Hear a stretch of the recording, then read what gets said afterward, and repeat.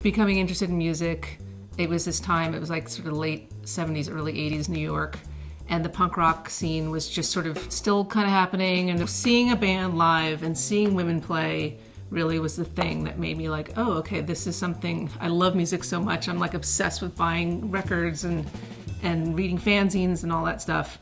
And I think that the skill level required for that type of music was kind of low.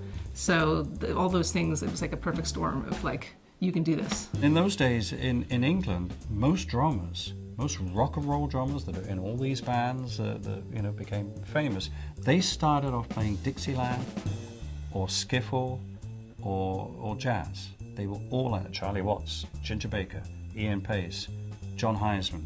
I mean, all these drummers basically used to do dance gigs. So that's what I grew up playing. I turned professional when I was 12 years old. I joined my dad's band, and he had about a 9-10-piece band. I was 13, 14 years old. I was playing with a lot of different people. By the time I got 16, I played my first professional gig with Roy Eldridge. And it was like a club in town that would bring musicians in. They would come in as singles, and they would look for rhythm sections.